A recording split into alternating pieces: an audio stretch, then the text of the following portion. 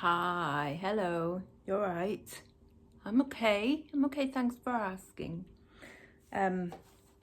Welcome to the Hysterectomy channel, where you'll find lots of information about hysterectomies and how awesome they are. Obviously not really.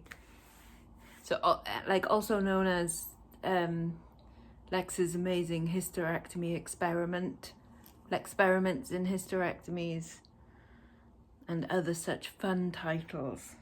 Yeah.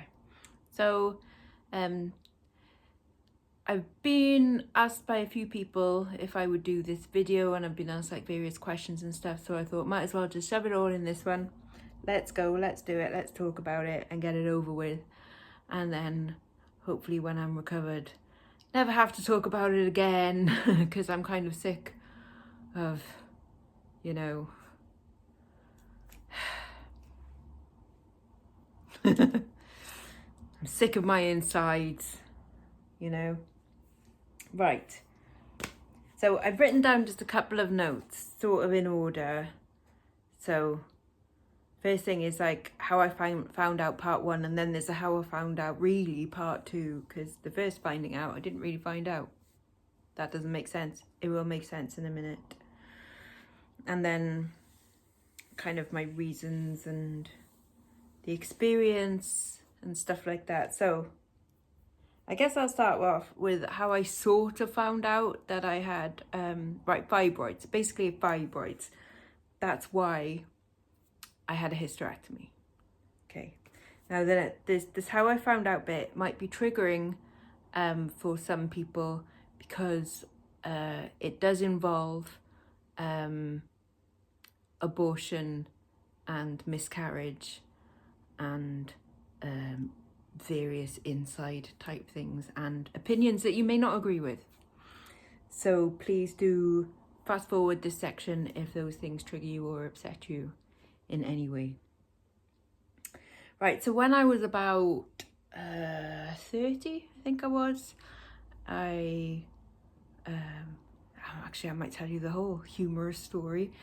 I was with my friend Scott, and we were at the Sexy Health Clinic getting tested for all sorts of fun stuff, and there was a poster on there, like in the waiting room, said, do you remember your last period? And this was at Christmas time, and there was snow on the ground and everything. And I kind of, and this is when I was working in Blockbuster and working in retail. I get very stressed working in retail, especially at Christmas time, and it wasn't unusual for me to miss periods. So this was, actually might have been like, yeah, it was in January, so just after Christmas. So I did kind of think, oh, I actually don't know. I can't remember my last period, but it's not unusual for me to miss some. So on the way back from the Sexy Health Clinic, I picked up a couple of pregnancy tests and had a glass of wine and took one, and then I was like, hey Scott, hey Joe, guess what? I appear to be pregnant. Oh shit. And then I did one again in the morning, Googled, like, can you get a false positive pregnancy test? No, apparently not. At least I don't think so. That's what it told me anyway. That's what Google told me. So my initial response was shit. I don't want kids. I don't like kids. I don't like people who have kids. I don't like people who have been kids. There we go. As soon as I knew that it was possible for me to have kids when I was, I don't know, I think I realised that when I was about like 4 years old, when I had a book called Where Do We Come From, which is just a genius book. I was like, nah, that ain't happening. I never even had dolls or anything like that. I used to push my cat Dave around in a pram, but that was more because I was like, Dave, we're going on an adventure. And yes, I had a cat called Dave. Very important. Wasn't anything to do with actually wanting a baby or anything like that. Never wanted babies. This is going to be a long video, by the way, by the looks of it. Yeah. So never wanted kids. So the idea of me being pregnant and having something growing inside me made me feel really sick. To be honest, I've seen Aliens, one of my favourite films. I saw Alien when I was 10 years old, and I was like, oh, it comes out here. Yeah, grim. So no, never wanted kids. So to find out that I was pregnant was a bit of a...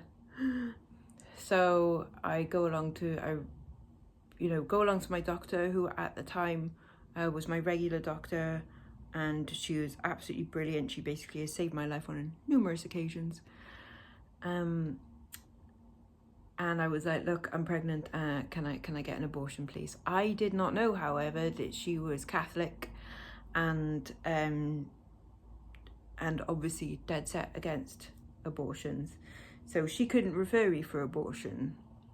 But then she was like, however, in my, I think she said 40-year career as a doctor, she has never referred anyone for abortion. However, for me, she thinks that I'm an exceptional case.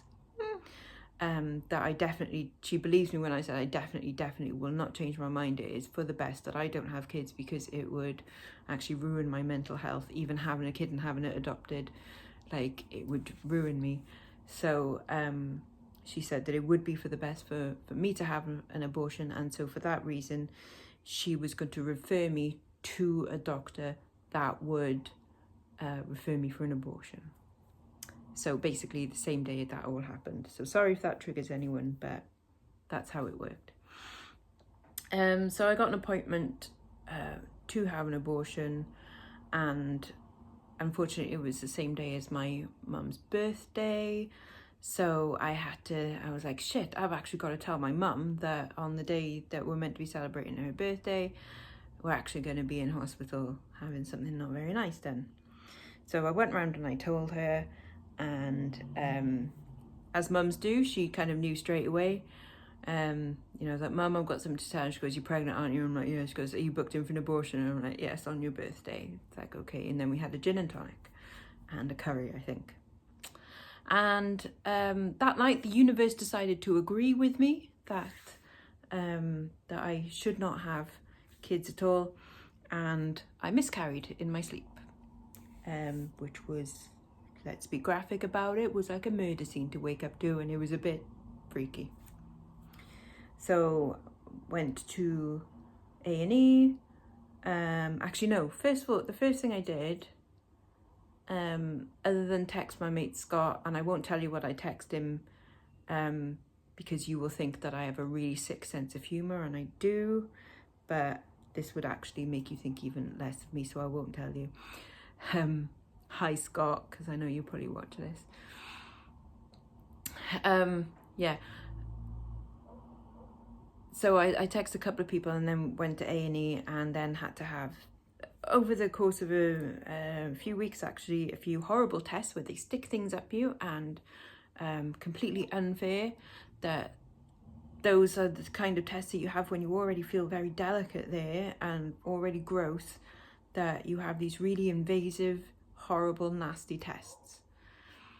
And also the attitude of the nurses, very much, this is actually the truth, and this was horrible, that when I went into the, what did they call it, prenatal ward, when they thought that I had lost a baby that I'd wanted, they were all very nice to me, and then when they found out that I was booked in for an abortion, their attitude towards me kind of changed, which, rude. Anyway, various tests and stuff, the shovey-uppy thingy, not very nice. But while they were there, they said, oh yes, and there's a 4-inch growth. And I'm like, sorry, what? Because someone says that to you and you think like, well, it's not baby, so is it cancer?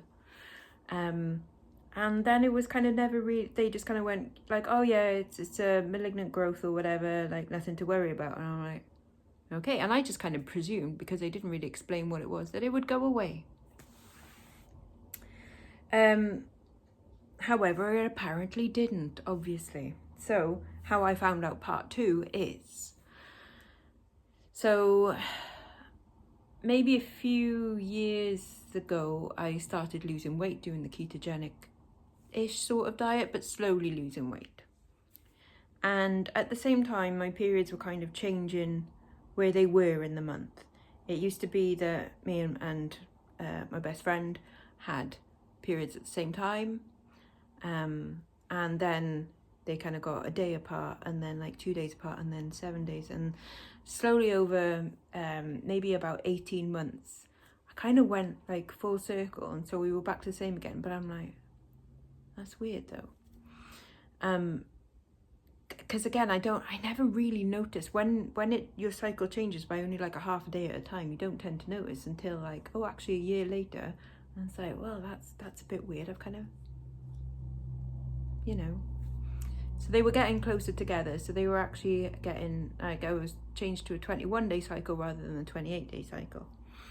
And that really kind of upset me, because I was like, there's something wrong then, isn't there? There's definitely something wrong.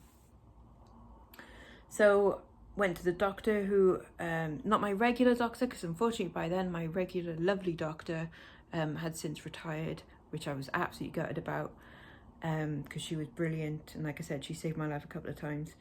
So I had a different doctor, and he felt my tummy and was like, oh yeah, you got fibroids. And I'm like, oh, is that the thing that they mentioned like years ago? It's like, yeah, and they, like there's one in particular, there's one there. She didn't say fibroids, he said a fibroid, and it was quite big. I think that's what he said. But there's definitely one that was big. And the more I lost weight, the more that I could see it and I could feel it, and it did start to kind of go, oh, it makes me feel ill, the idea of this thing growing inside me. I know it's not life, and I know it's not cancer, but still that there was this thing, and it's not meant to be there, and it makes my skin crawl and stuff. So that was upsetting. And the fact that, you know, let's be grim about this, like periods aren't exactly the greatest thing, are they? And they were not fun, let's put it that way. You know, you'd have to plan around things, and you go, well, I can't go anywhere on the first or second day of my period, because it's like that scene in The Shining, you know, where the lift opens. Grim. So yeah, so that's how come I found out that they were called fibroids, and that they had grown from this like 4-inch thing to actually being quite big. And then I had another scan, and she was like, oh yeah, it's like 6 by 4 by something inches or something. I'm like, that's quite substantial, like bloody hell. So then I saw the gynecology ward, which took a few months to kind of come through, and I had various blood tests and things. The blood test came back as like, oh, you've got normal iron levels. And I was like, yeah, I've got normal iron levels. Have you seen the amount of kale that I eat? Like, my body craves kale, although it hasn't recently. And you know, maybe me having a kale addiction is actually keeping my iron levels up. But she was very kind of offhand with me. And it was very much like, well, it's not life-threatening, so you'll just have to live with it, and they'll probably shrink when you go through menopause. And I'm like, well, that's it. Like, live with it. Like, I know it's not life-threatening, but if I had a metal spike through my shoulder, you know, it's like, well, might not be necessarily life-threatening, but it's a bit of a pisser, you know? I don't want to live with it. Like, oh. And people were saying to me, like, you know, go back, get another opinion, get, you know, start crying in front of them, tell them it's a mental, you know, thing. And I'm like, I don't know why I didn't do that. I just felt that they wouldn't take me seriously anyway, you know. So that was frustrating, and so I did live with it for a while. And then just before Corona happened, I had a second scan, and all the nurse said on it was like, oh yes, it looks like it had gotten bigger, but then because of coronavirus I didn't have a follow-up appointment with the doctor to discuss anything further than that, because I guess things like that just kind of go on the back burner, and if you don't nudge them, then nothing happens really, does it? Because it's not exactly essential, you know. Also, in the meantime, I had lost a bit more weight, and I thought maybe it's time that I actually put a full stop on that one, finish the job off properly, and get that tummy tuck that never thought would happen, but now I can actually afford to do it. So I think it was summer last year that I started looking into it properly and went for a few appointments, got some quotes and stuff. And then when I spoke to one in particular at the Spire clinic in Cardiff, and I said about, this is the plastic surgeon now. I said, would me having fibroids kind of be a problem? And he was like, well, it depends how you want the finish to look, really. It can affect the surgery and it can affect the overall look afterwards. And then to me, it sort of made sense. Like, why am I going for the aesthetic thing first when there's actually a medical thing that I should, you know, sort out before that, really? You know, like, no point fixing the outside if the inside is, you know, rotten to the core.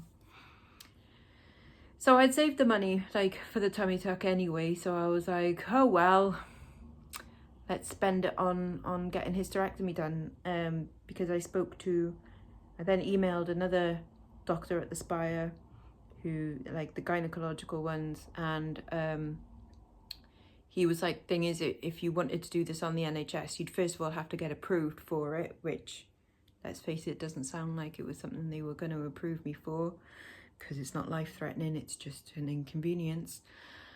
And he said, and it'll be at least a 2-year waiting list, if not more, what with coronavirus and stuff. And I was like, shit. But he goes, but I could probably, you know, the waiting list would be a lot shorter if you go private. And I'm like, yeah, done. And he goes like, right, so the thing to do is fibroid removal and hysterectomy, leave ovaries, whip the rest out. And I'm like, that sounds cracking, let's do it, no more periods. Amazing. So yeah, that's you know, that's how that kind of came about.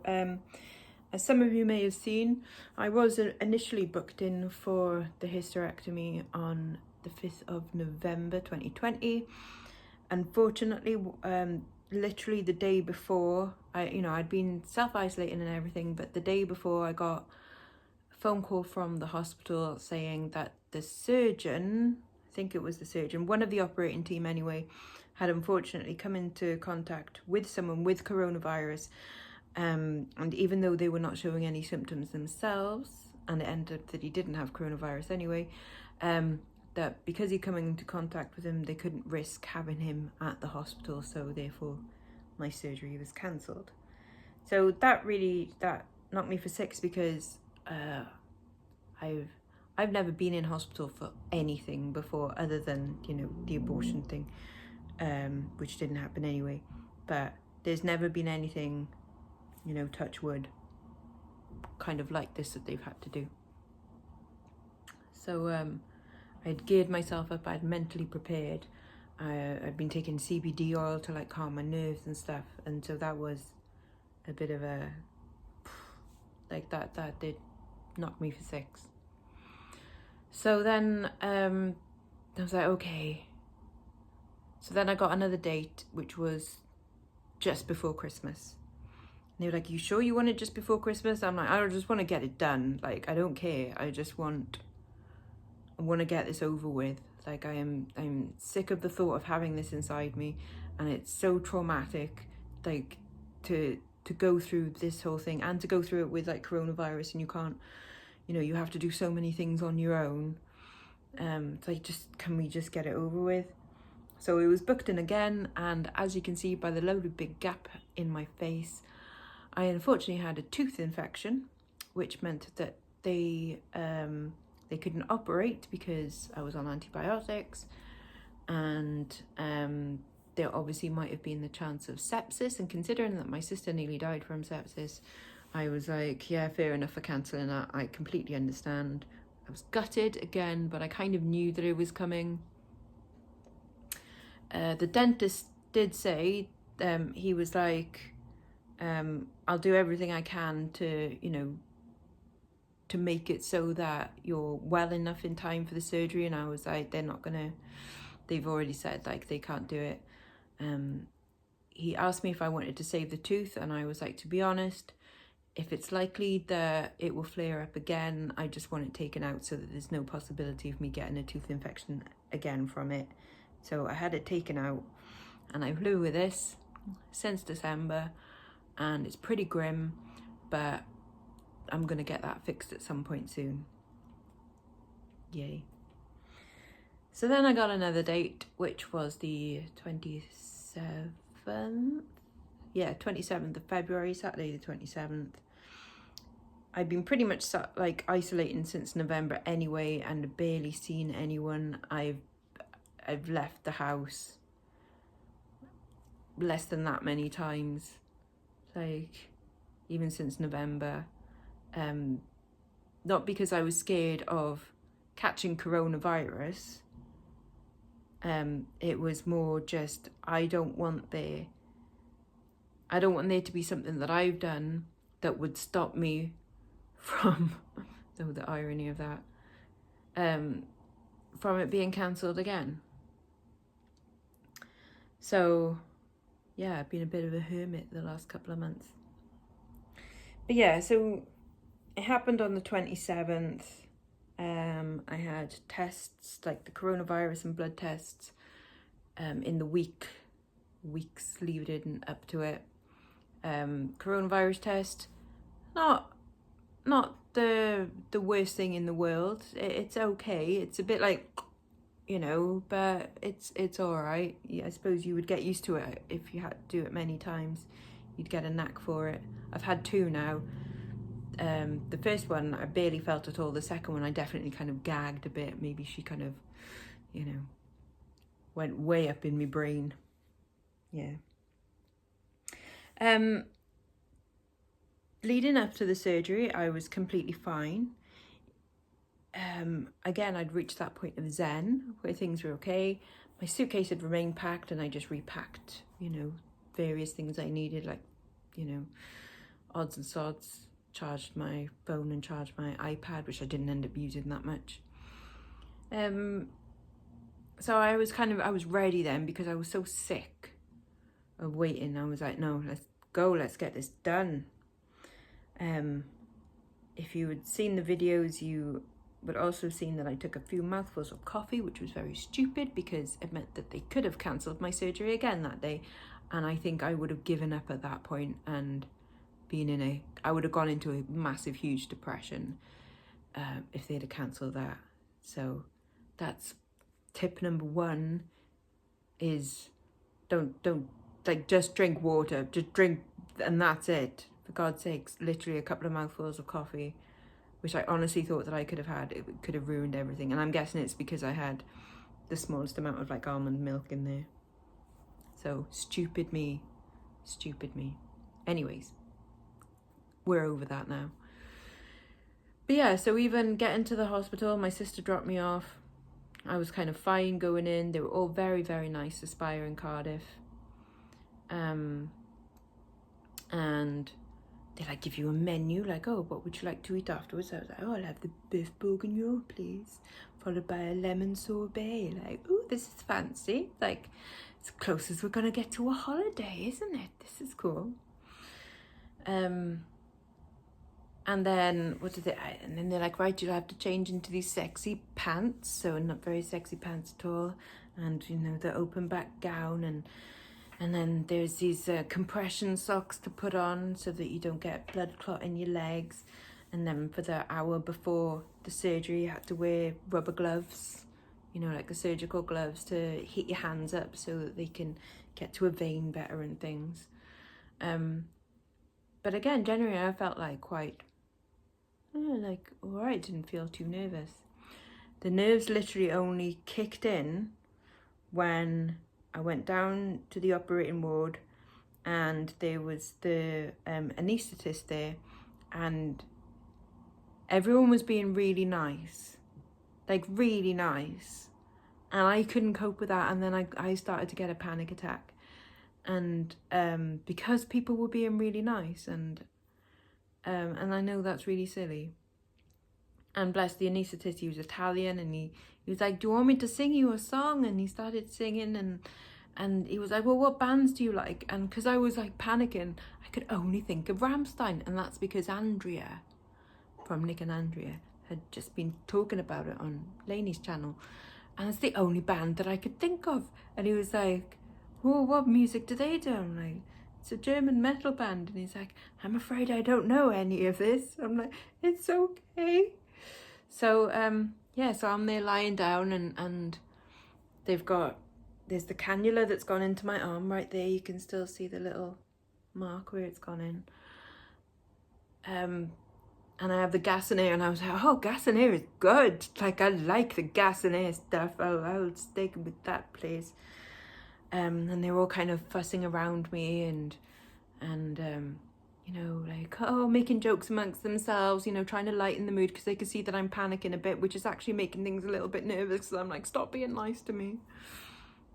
And then he just said something like, he didn't even ask me to do like the count back from 100, which I was expecting. It was just right, so you're going to be going under anytime soon. And a few seconds after that, I could feel the effect of the anesthetic. And I just remember thinking like, right, here we go. And then that was pretty much it. I don't so much remember coming round. Like it is honestly, it's like an instant. Like I remember, yeah, that final like, right, here we go. And then just my hand feeling really cold. And then someone holding my hand and going like, you okay, Lex? You're really cold. And I was like, yeah, my hands are really cold. And they're like, right, you're okay. You're out of the water. Like, we're just taking you back to your room now. And that of like, oh, okay. And thinking that it was really cool how they were pushing me in the bed. And I could see like all, you know, like, oh, I'm going back to my room. Like, guess it must be over with now. But feeling really cold and definitely very delicate everywhere. I had something attached to me everywhere. There was things attached to my feet that kept like pumping your feet, so that I guess in the blood kept pumping around. I had, you know, your heart monitor and something up my nose, and then cannulas in this arm, and then a drip in somewhere else, and I had a catheter, which that's fun. So literally just attached by everything and like can't move. And I'm not sure if I felt pain first off, but definitely like bewilderment and just like so cold. I felt so cold in my hands, and they kept saying like, you're so cold, like your blood pressure is really low. And they kept checking my blood pressure, and I was like, yeah, my sister had really low blood pressure, but that's actually what saved her from the sepsis, because then it didn't have a chance to circulate around her body. They're like, you're so cold. And then a few hours later I was a little bit more with it, and then that's kind of when the pain sort of started, and then they were regularly like, have some more morphine, have some codeine, bit more morphine, bit more codeine. And I'm not sure how much I slept that night, if at all, but the nurses were super lovely, especially the one that maybe at about 4 a.m. was like, would you like a peppermint tea? I'm like, oh, I love a peppermint tea, please. And then so after I had the peppermint tea, she was like, would you like me to tuck you in? And I was like slightly on my side, and she put a pillow underneath, like between my legs, and then one underneath my back, and I actually went like to almost being vaguely comfortable. I was like, I love you. So yeah, that was a traumatic night's sleep. The next day, I was very slowly trying to get myself up, because I knew that at some point they might come in and go like, right, it's time to get you up and out of bed. And I didn't want them to, like, I wanted to do it in my own time, basically. So I was trying to sit up by myself, but then sometimes using the bed to do it. And I went live on Carla's channel that morning, and I don't remember a bloody thing, but but I'm sat up in that video and I'd managed to like do that myself. And I was like, okay, like, because I thought I was going home at that time. And then the nurse was like, oh, no, you're not going home just yet. It's like, oh, I should probably tell my sister to not pick me up then, because she's expecting me to come out. They're like, no, you might even have to stay another night. I'm like, oh, I don't want to stay another night. Because, yeah, it was big surgery. But I was like, by then they had taken my catheter out, and that feels like giving birth to a squid, and felt very weird. And they'd unplugged me from lots of the things. So I'm like, right, I need to use the bathroom, which was a traumatic experience, first of all, because like everything hurts like so much.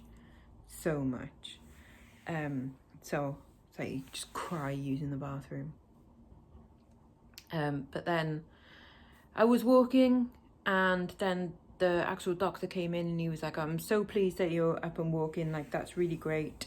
You can stay in another night if you feel like you want to, but he's like, but I think you'll be all right, like going home, just stay around until about 5 o'clock, like have some food first. And then it's like, okay. So managed to do that. Car journey was not fun going home, because, you know, as good as your suspension on the car can be, there's still swerves and bumps and not much fun. It's quite difficult to walk. First of all, is literally like shuffling steps, and steps up are quite difficult. But yeah, I made the mistake the first night of trying to sleep in my own bed, which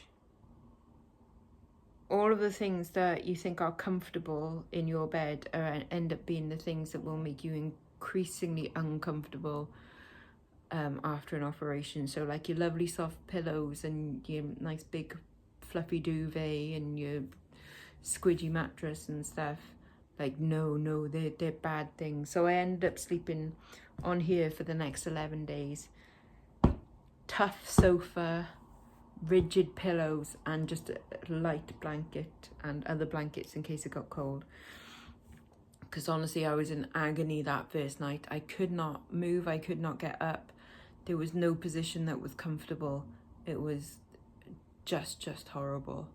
I ended up in my bed, sort of propped up, basically just sat in bed, trying to get some kind of sleep that way. And I think the only way that I got some sleep was by taking the morphine that they'd given me, because yeah, that was horrible.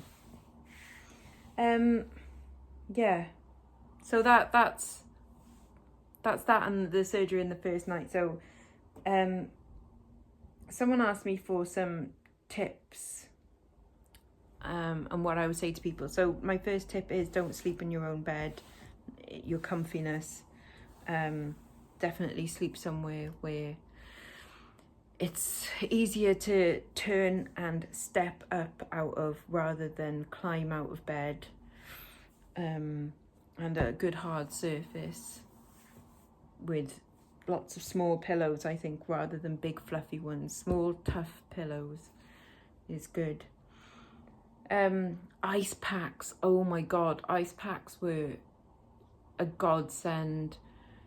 I felt so swollen and so horrible, and they really alleviated like some of the pain and some of the swelling. I think there was 3 days in a row where I just constantly had an ice pack on my belly. So you can buy ones that are freezable ones. I would get a few of them, chuck them in the freezer, and then just rotate and stuff, because that was horrible. With painkillers, they someone asked me like why I wasn't on ibuprofen, and I found out it's because I'm also on an antidepressant called venlafaxine, and those two and bleeding do not apparently go well together. So I wasn't on ibuprofen, but I was on, they gave me a bottle of morphine to take home. So oral,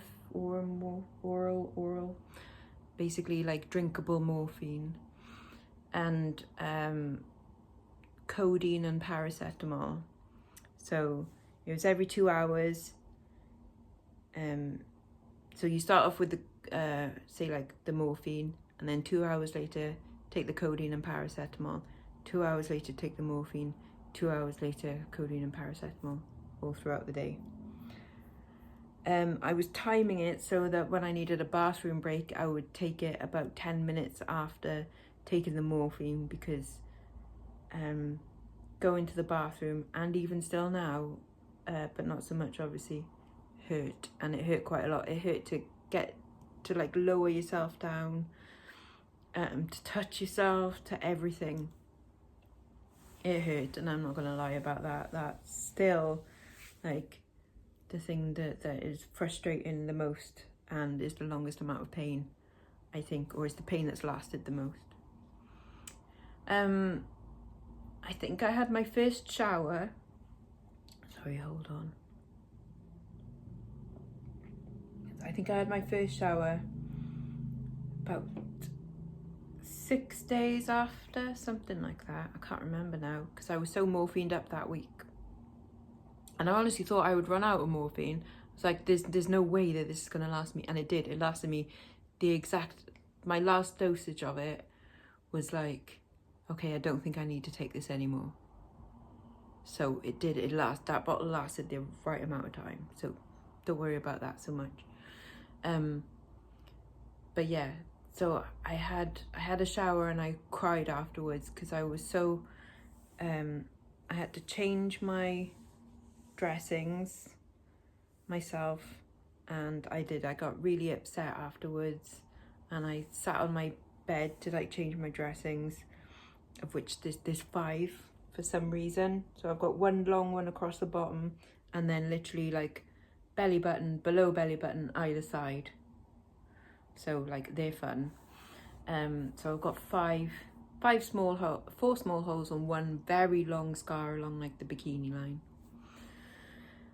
with all stitches, dissolvable stitches in. So yeah, having to like change them, I cried, I got very emotional. So for one, have someone who's not squeamish like my mum is, that can help with them. And also it feels really weird. It feels weird because there's a big patch of my skin on my crotch where I can't feel anything. On the left hand side, can't feel it. Like there's no feeling in the middle, and then around it, it's like extra super sensitive, which is really weird. I just realised I've forgotten to tell you something, which is I didn't have one fibroid, I had 2 fibroids. The second one is a hidden one. It was behind the other one, and it was a complete surprise. And that's probably why I've got the bigger scar, like the opening, rather than just the laparoscopy ones, because of the second fucking fibroid. And they just kind of went, oh shit, man, we'll have to take the whole thing out, I'm guessing. Yeah.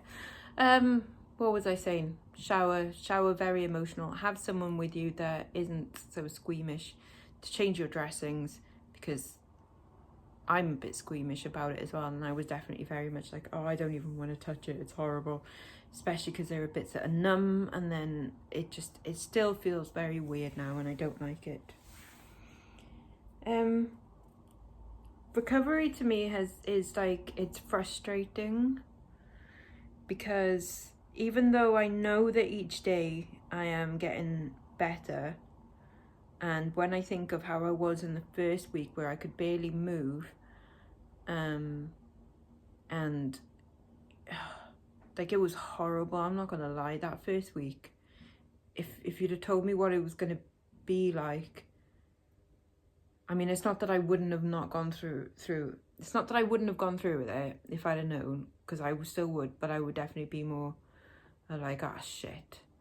And it's not that I was in pain all of the time, because, you know, got morphine and stuff.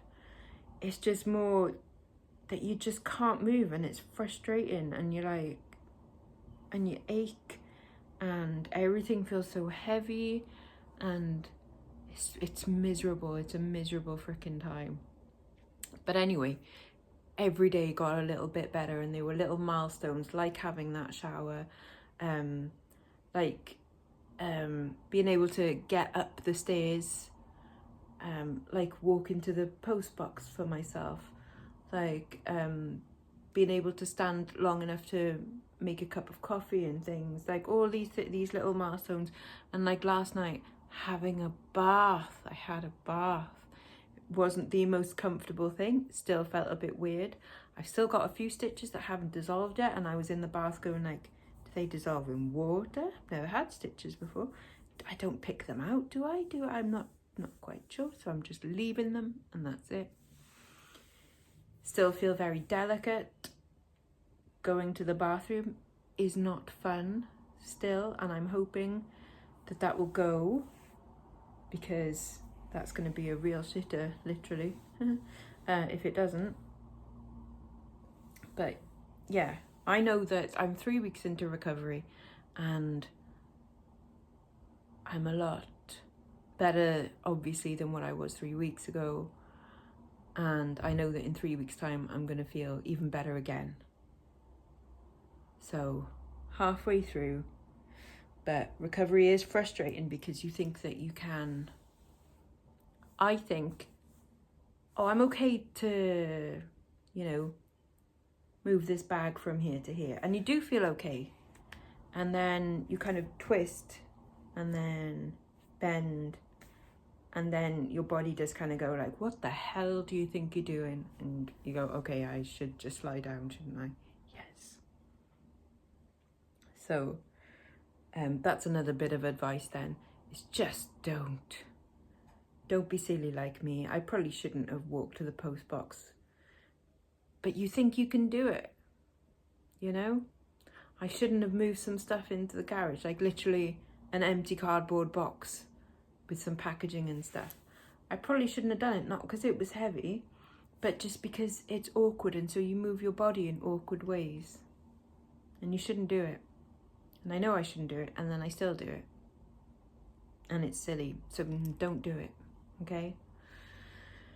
If you're thinking of having a hysterectomy just for a laugh, you know, don't do those things. Yeah. So yeah, I know in 3 weeks' time I'm going to feel a hell of a lot better again. I feel better than I did 2 days ago, and I felt better than I did 2 days after that, or before that. So I think in the space of a week, you kind of tend to notice how much more you've come on in a week as well. So day to day, you don't tend to notice, but week to week, I think definitely. So yeah, I hope I've answered your questions. As hysterectomies go, this does get a 0 out of 10. Have not enjoyed it very much. However, as people keep telling me that have had them, that have gone through the hysterectomy experience, that it is better in the end, and the effects after it, like once everything is kind of calmed down, will be okay. And it means that once I've lost the weight that I've kind of put on from self-indulgent sympathy, pity eating that I've been doing, and from giving up smoking. So once I've lost that, about 1.5 stone off my belly, then, and obviously the water weight that you gain from the swelling of having surgery, that I will be then okay to do tummy tuck, which will still happen. It will be what's called a fleur-de-lis, which is down and across. If you want to see a YouTuber that's had tummy tuck, there is one. She's awesome. She's called Christina Oman, O-M-A-N. She has been doing ketogenic diet for a number of years, lost a heck of a lot of weight, like wow. And a couple of months ago, she went through the whole fleur-de-lis surgery, and she shows a lot of like the scars, the tummy, the before and after, the bits from the surgery, the surgeons drawing on her and stuff. And she's a lovely Irish lady, so go and check her out. She's really, yeah, she shows a lot of the process and stuff and the recovery. So I've been watching her because I'm like, well, that's the surgery that I'm doing. It's all bought and paid for. Well, not quite paid for, but it is all saved up for. As for pricings, The fun hysterectomy cost me just under £6, so yay for that. £6 on something that I, you know, but whatever. And then the tummy tuck is costing just under 11 grand. I've already put the deposit down on that. It was initially booked in for April 9th, and there's no freaking way that's happening. So I'm looking more for summer, late summer, that kind of thing. But it's definitely still happening because dot the I's, cross the I's, dot the T's in it. Yeah. So I think that's it. I've waffled on for 45 minutes. That's the longest that I've spoken in approximately a year. So yeah. If you do have any more questions, put them below, but I hope that I've answered all of them. And I'll try and get back to you if I can answer them. Yeah, so until next time, bye-bye now, bye-bye.